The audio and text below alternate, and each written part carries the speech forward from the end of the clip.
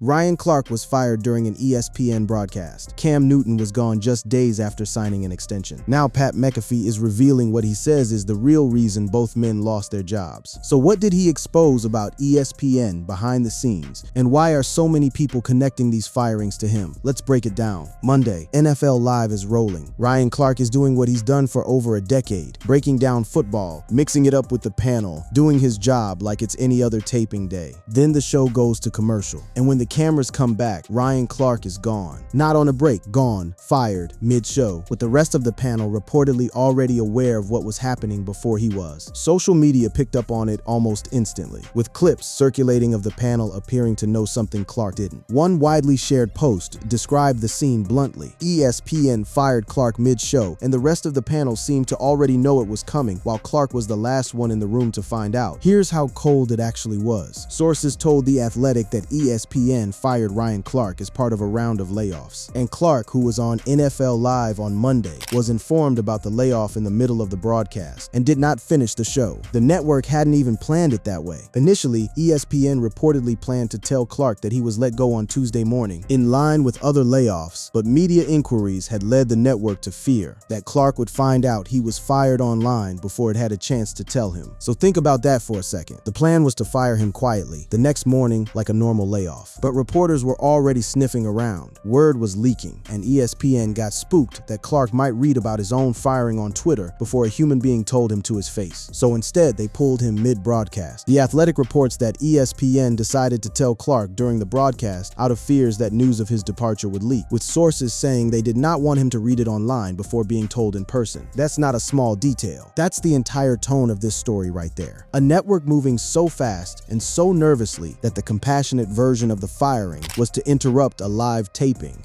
Clark didn't finish the show, he didn't come back after the break, and the reaction from people who'd worked with him was immediate. Former ESPN commentator and retired linebacker Emmanuel Acho didn't hold back. Calling the timing of it out directly, Acho slammed the network and said it was cowardly to dump Clark mid-show. Fans piled on too, with the manner of the firing getting called out repeatedly online, described by viewers as diabolical and so wrong.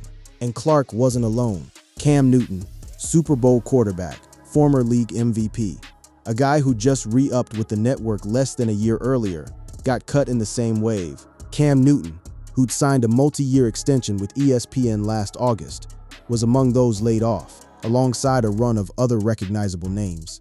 Newton had been co-hosting a Monday show alongside Stephen A. Smith, a role that put him front and center on one of ESPN's flagship debate platforms. The former Carolina Panthers quarterback primarily co-hosted the show alongside Stephen A. Smith on Mondays during football season. 1 year removed from putting pen to paper on a new deal, he was out. Now here's where this gets messy. The same week, Clark got pulled off a live set, and Newton got cut loose from a contract he just signed. A completely different story was breaking about Pat McAfee. Reports surfaced that ESPN was negotiating a new deal with McAfee. That would make him the highest paid commentator of all time, with a deal reportedly worth between $60 million and $65 million annually, a figure that would roughly double the value of his current agreement. Two stories. Same network, same 48 hours. Beloved analysts losing jobs on one side, and one of the biggest paydays in sports media history developing on the other. You don't need a media degree to see why people connected the dots instantly, and McAfee knew it too, which is exactly why he didn't stay quiet about it. He got on his own show and addressed it directly, rejecting the idea that his money had anything to do with anyone else losing theirs. That's where the real explanation started to take shape. Not from a press release, not from a leaked memo, but from Pat McAfee himself, sitting behind his desk, telling his audience what he believes is actually going on. And to understand why he felt the need to say anything at all, you have to go back to where this contract money conversation started and how fast it collided with the layoffs. To get why McAfee felt like he had to answer for this, you need the numbers side by side, not vague numbers, the actual figures being thrown around, because that's exactly what fueled the outrage. Back in June, The Athletic broke the news that ESPN and McAfee were deep in negotiations. The terms being discussed were staggering. ESPN and Pat McAfee were negotiating a contract extension worth between $60 million and $65 million per year, roughly double the approximately $30 million the former Indianapolis Colts punter currently earns. across his daily show, his college game day duties, and his various altcasts. And it didn't stop there. His team wasn't even asking for that number. They were asking for more. His representatives at TKO WME, Ari Emanuel and Mark Shapiro, reportedly opened those talks at $100 million annually, $100 million as an opening ask for a guy who used to punt footballs for the Indianapolis Colts. Now put that next to what Ryan Clark was making. Clark, an 11-year veteran of the network with a sports Emmy on his shelf, was pulling in a fraction of that. Clark reportedly earned around $2 million per year, which made him one of ESPN's highest-paid NFL analysts. $2 million a year sounds like nothing next to 60. And that's exactly the arithmetic fans did in real time. One outlet put it plainly, describing the frustration as rooted in simple arithmetic. No deal has actually been finalized. As of the layoffs hitting, ESPN hadn't put pen to paper. No deal has been finalized, but the two reports collided on social media this week, and McAfee became the face of a decision he did not make. That's the key sentence right there. McAfee became the face of something he didn't personally sign off on. Executives make budget decisions. Talent doesn't usually get to choose who else gets cut, so their own deal can go through. But optics don't care about org charts. When one guy's payday is trending at the same moment, a network is dumping 8+ recognizable names in 48 hours. The public doesn't wait for a nuanced explanation. They connect A to B and move on. Forbes even pointed out that this wasn't the first time McAfee had been in this exact spot. Back in 2023, right after he first jumped from FanDuel to ESPN, a similar wave of cuts happened almost immediately. Names like Jeff Van Gundy, Max Kellerman, and Keyshawn Johnson were let go, and McAfee had to publicly respond to accusations that his arrival caused it, saying at the time that ESPN's goal was to make sure mass layoffs never happened like that again. 3 years later, they were happening again, right as his price tag was doubling. So when the Clark and Newton news broke this time, McAfee wasn't dealing with a new controversy. He was dealing with an old one that had just come back around, except the number attached to his name was twice as big. He addressed it directly on his show. He didn't dodge the topic. He opened with sympathy for the people who lost their jobs, saying he feels awful whenever something like this happens, calling it something nobody involved actually likes seeing. Then he pivoted to the accusations against him specifically. McAfee pointed out that the exact same thing happened the first time his show got licensed through ESPN. A wave of layoffs hit, and he got blamed for it. He argued that the people connecting his contract to other people's firings simply don't have the full financial picture, framing it as a misunderstanding of how network budgets actually work rather than a direct cause and effect. That's the core of what he said. Not I caused this, not I didn't cause this either.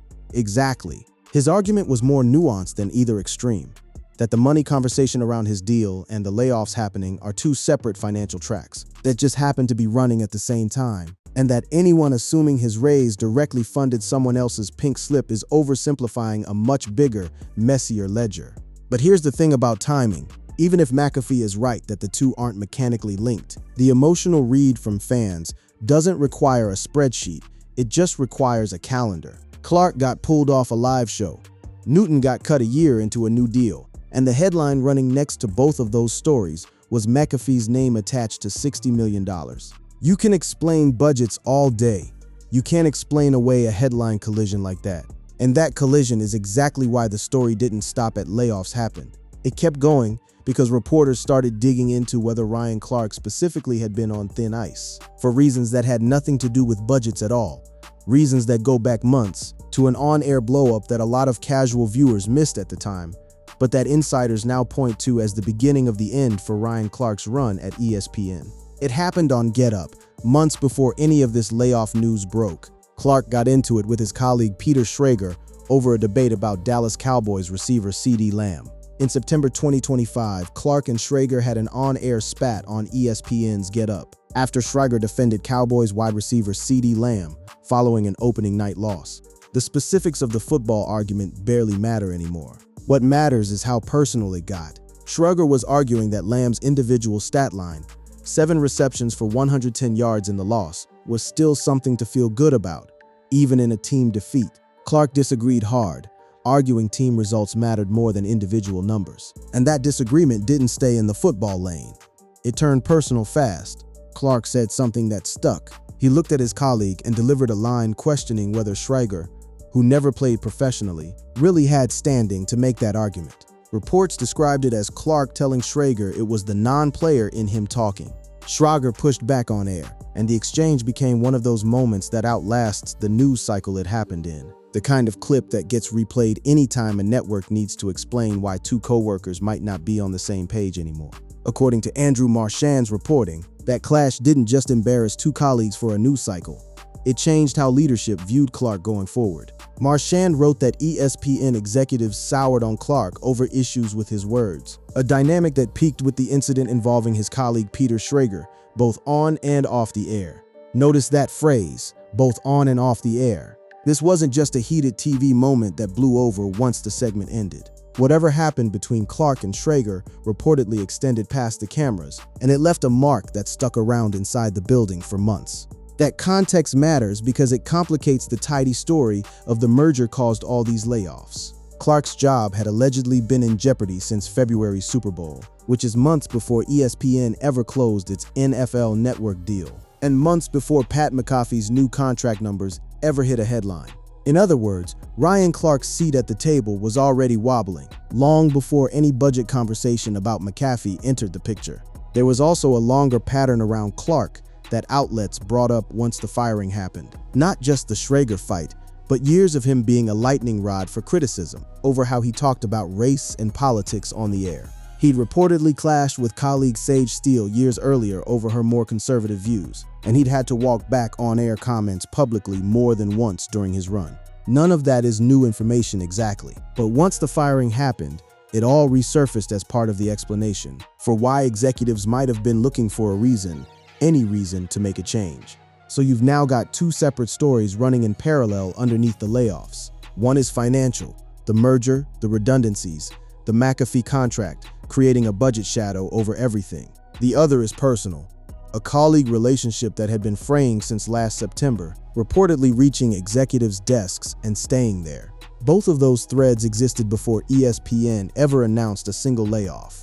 And that's important, because it means when the actual news broke, when Clark got pulled mid-broadcast and Newton got cut a year into his extension, nobody inside the building was actually surprised. The people around Clark on that panel reportedly already knew what was coming.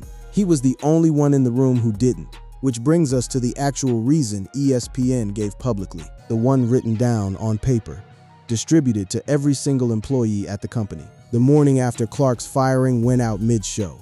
Because while fans were arguing about McAfee's money and reporters were digging up the Schrager fight, ESPN's chairman was sending an internal memo laying out, in corporate language, exactly what leadership wanted the story to be.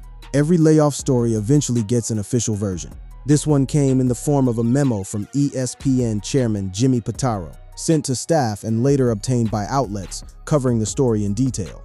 The headline explanation had nothing to do with Ryan Clark's personality, nothing to do with Cam Newton's contract, and nothing to do with Pat McAfee's raise. According to the memo, this was about a merger. A leaked internal memo from ESPN chairman Jimmy Pitaro provided the explanation, with Front Office Sports reporting that Pitaro told employees ESPN's recent integration of NFL Network and other NFL media assets drove most of the layoffs. This goes back to a deal that had been in motion for almost a year. ESPN had acquired NFL Network, Red Zone, and the league's fantasy football operations. And as part of that arrangement, ESPN in January acquired NFL Network, NFL Red Zone, and the NFL's fantasy football business in a deal that gave the league a 10% equity stake in ESPN. The transaction formally closed months before the layoffs actually landed.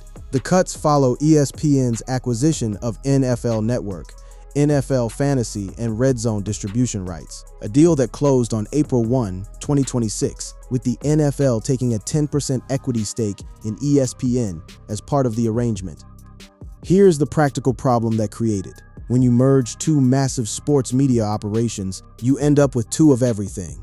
Two sets of NFL analysts, two insider reporters, two fantasy football teams, two SportsCenter-style anchors. The merger left the company with too many people doing the same jobs, making a round of cuts inevitable.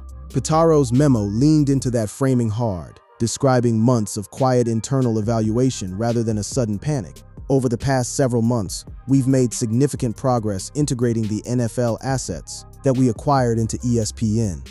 Pitaro wrote in a memo to staff, obtained by Front Office Sports. Throughout this process, we have taken the time to carefully evaluate our collective teams, resources, and organizational structure to best position us for the future. Notice what that memo does not say. It doesn't mention Ryan Clark by name. It doesn't mention the Schrager fight. It doesn't mention Cam Newton's contract or Pat McAfee's new deal. It's deliberately broad, a memo built to justify a wave of departures, without pointing at any single reason for any single person. Neither Pitaro's memo nor ESPN identified individual reasons for any employee's departure. Instead, the memo framed the layoffs as part of a broader restructuring effort, following the company's integration of newly acquired NFL properties. And there's a very practical reason. Redundancy was the official line. NFL Network had its own insiders and analysts doing jobs that overlapped directly with ESPN's existing roster. Analysts such as Newton and Clark open up more airtime for NFL Network newcomers on shows like First Take. With Front Office Sports reporting, Kyle Brandt will have a weekly role opposite Stephen A. Smith. That's the mechanism in plain terms. It's not that ESPN suddenly had less football coverage to fill. It's that they now had two rosters worth of talent trying to fill the exact same seats, and somebody had to lose a chair when the music stopped. Peter Schrager himself, Brandt's former Good Morning Football co-host, had already made the move to ESPN in 2025, a decision that signaled the upcoming marriage between the network and the NFL, well before any of this went public. So you had NFL Network people flowing into ESPN's building for over a year, slowly filling roles, while ESPN's own legacy analysts kept doing the same jobs they'd always done, until the redundancy became too obvious to ignore. And the merger's math simply ran out of room for everybody. That's the official why. Merger integration, overlapping rosters, budget consolidation across a newly combined company. It's not a dramatic answer, it's a spreadsheet answer. But it's also not the whole answer, because a spreadsheet doesn't explain why Ryan Clark specifically got pulled off a live broadcast instead of getting a phone call the next morning, and it doesn't explain why his firing came with months of prior tension attached to it that had nothing to do with any merger. The memo gave ESPN cover. It gave employees an explanation that didn't single anyone out. But it landed the same week as the McAfee contract news, and no amount of careful corporate language was going to stop those two stories from crashing into each other in the public conversation, which is exactly the mess Pat McAfee walked into when he sat down behind his microphone and tried to explain it himself, not with a memo, but on camera, in his own words, in real time. So where does all of this actually leave everyone once the dust settles? Start with Ryan Clark, because his exit was the loudest and the coldest. Despite getting pulled off a live broadcast in the middle of a taping, despite the panel around him reportedly knowing before he did, Clark didn't come out swinging publicly. He posted a message to the people who'd lost their jobs alongside him, sending prayers and telling them he understood exactly how they were feeling in that moment, saying he hoped that as one door closed, another would open for all of them. Sending prayers and love to all those laid off today by ESPN. So many of you have poured your life into that company, and I know how you're feeling right now. My hope is as this door closes, another opens for you all. God bless. That was Clark's public response, posted the same day the news broke. That's not the tone of a man plotting revenge. It's the tone of someone who'd clearly seen this coming for a while, given his job had reportedly been in question since February. He'd spent 11 years building a recognizable voice in NFL coverage, won an Emmy for it, and walked away from the building without airing every grievance he could have aired. Whether that restraint holds as more details come out is still an open question. Cam Newton's situation reads differently. He'd re-signed less than a year before getting cut, which stings in a different way than Clark's slow burn tension with executives. Newton's future in media isn't clear yet. No confirmed next step. No rival network deal announced, just a former MVP quarterback who went from co-hosting a national debate show to figuring out his next move alongside a list of other well-known names. ESPN had let go in the same 48-hour window. Then there's McAfee, who's still sitting in the middle of a contract that hasn't even been finalized. As of now, the reported $60 to $65 million number is still just that, reported. Nobody's confirmed a signed deal. While reports of the deal have spread widely, ESPN has not officially announced a finalized contract, which means the entire controversy, the accusations, the online arithmetic, comparing his number to Clark's 2 million, the "he's the reason they got fired" narrative, has been playing out around a contract that technically doesn't exist on paper yet. McAfee's own explanation, when you strip away the diplomatic framing, comes down to this. He believes people are drawing a straight line between two things that aren't mechanically connected, even if they're emotionally impossible to separate once they land in the news cycle at the same time. He's not wrong that budgets at a company the size of ESPN, freshly merged with an entire NFL network operation, involve far more moving pieces than one host's paycheck. But he's also not the first person to make that argument right after a wave of firings, and he wasn't believed the first time either, back in 2023. What actually ties this whole story together isn't one villain. It's a company absorbing an entire second network's worth of talent. Chairman Pitaro's merger memo doing its best to keep that process looking clean and procedural. A years-long tension between Clark and his colleagues finally reaching its breaking point, and one contract negotiation landing in headlines at the exact wrong moment to avoid suspicion. 4 separate threads, all converging on the same week. The layoffs themselves aren't over either. The network was already planning to instigate further layoffs as part of broader cuts at Disney. ESPN's parent company, meaning Clark, Newton, Ravech, Pellicero, and the rest of that list, may not be the last names added to it. Whoever's watching this unfold from inside that Bristol building right now has to be wondering if their own seat is next, merger math or not. And that's really the story here. Not a clean villain, not a single smoking gun, but a network trying to fold 2 competing rosters into one. A contract number big enough to make anyone look guilty by association, and at least one working relationship that had been quietly falling apart. Long before any of the money conversations started, Ryan Clark walked off that set with grace. Cam Newton's still figuring out his next chapter, and Pat McAfee's still waiting on ink to dry on a deal that, fair or not, has already been tied to 2 people losing jobs. He says he had nothing to do with taking away. Sources: ESPN's shakeup, Ryan Clark's mid-show firing, and Pat McAfee's $60 million contract talks. The source: Pat McAfee receives huge ESPN pay rise amid firing spree.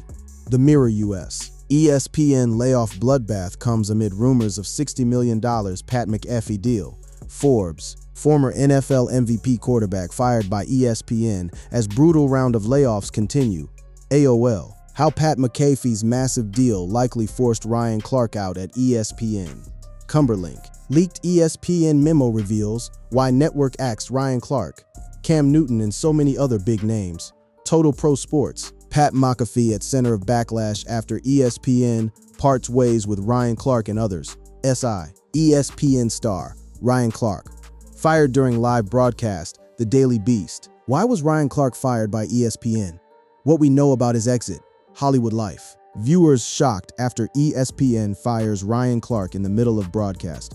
Breitbart: Ryan Clark fired after heated ESPN exchange. Yahoo Sports: ESPN reportedly lays off analyst Ryan Clark during broadcast of NFL Live. Yahoo Sports: ESPN layoffs, inside the network's firings amid Ryan Clark departure. Hollywood Life: Pat McAfee responds to getting blamed for ESPN's layoffs. Tuesday The Spun: Pat McAfee responds to getting blamed for ESPN's layoffs. Tuesday Yardbarker: Pat McAfee defends his show after being blamed for ESPN firings. The Big Lead: Pat McAfee responds to critics of New Deal amid ESPN's Friday layoffs. SI: what ESPN boss Jimmy Pitaro told employees of layoffs while leaks ran rampant. AOL: reason for ESPN layoffs explained by network exec in internal memo. Yahoo Sports: reason for ESPN layoffs explained by network exec in internal memo. AOL: ESPN layoffs tied to NFL network takeover includes Ryan Clark, NBC7, San Diego. ESPN President Jimmy Pitaro addresses layoffs in company-wide memo. Awful announcing.